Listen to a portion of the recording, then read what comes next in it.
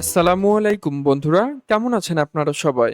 আশা করি আল্লাহর অশেষ রহমতে আপনারা সকলেই ভালো আছেন।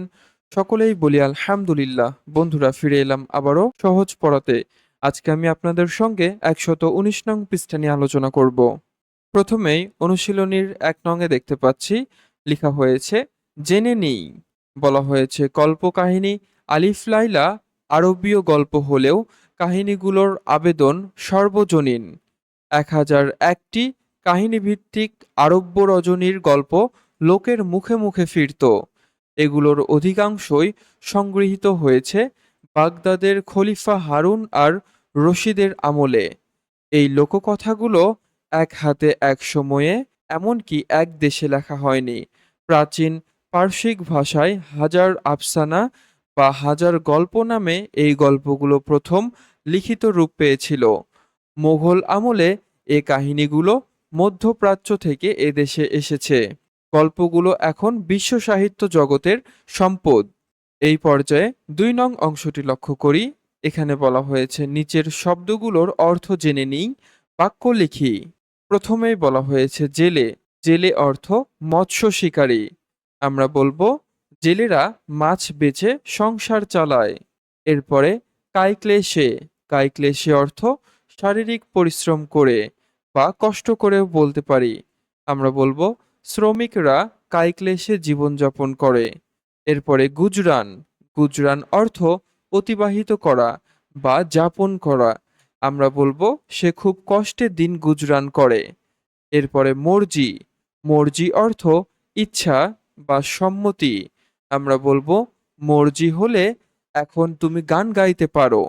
এরপরে জ্বালা। জ্বালা একটি বিরাট মাটির পাত্র বিশেষ। আমরা বলবো জ্বালার মধ্যে দৈত্যটি বন্দী ছিল। এরপরে অনাহার।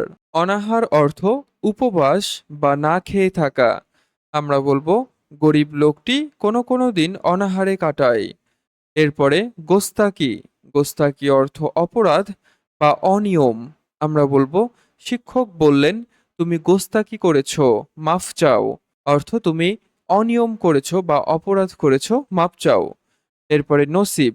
নসিব অর্থ ভাগ্য বা অদৃষ্ট। আমরা বলবো আমার নসিব ভালো। এরপরে বদনসিব অর্থ মন্দ ভাগ্য।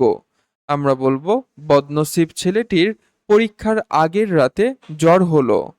এই পর্যায়ে আমরা নিচের অংশগুলো লক্ষ্য করি।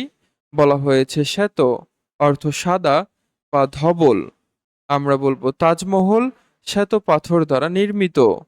এরপরে আস্থা। আস্থা অর্থ ভরসা বা বিশ্বাস। আমরা বলবো রহিমের ওপর সকলের আস্থা আছে। এরপরে জব্বর। জব্বর অর্থ দারুণ। আমরা বলবো তোমাকে একটি জব্বর খবর দেব, অর্থাৎ দারুণ খবর দেব। এরপরে বেঈমান। বেঈমান অর্থ অকৃতজ্ঞ বা বিশ্বাসঘাতক, যে কথা দিয়ে কথা রাখে না এমনটি। তো আমরা বলবো সবাই বেঈমানকে ঘৃণা করে। এরপরে প্রতিজ্ঞা অর্থ শপথ বা অঙ্গীকার। আমরা বলবো সবার উপকার করব, এ আমার প্রতিজ্ঞা। এরপরে মোহর। মোহর অর্থ স্বর্ণ মুদ্রা বা এখানে সিল বা নামের ছাপ। আমরা বলবো পরীক্ষার উত্তরপত্রগুলো মোহর করে দাও বা সিল মেরে দাও, এমনটিও বলতে পারি। বন্ধুরা, ক্লাসটি এই পর্যন্তই। আশা করি সকলেই উক্ত বিষয়গুলো খুব সুন্দরভাবে বুঝতে পেরেছেন। ভিডিওটি ভালো লাগলে অবশ্যই লাইক কমেন্ট করে সাথে থাকবেন। দেখা হবে পরবর্তী টিউটোরিয়ালে। ততক্ষণ পর্যন্ত ভালো থাকবেন, সুস্থ থাকবেন। আল্লাহ হাফেজ।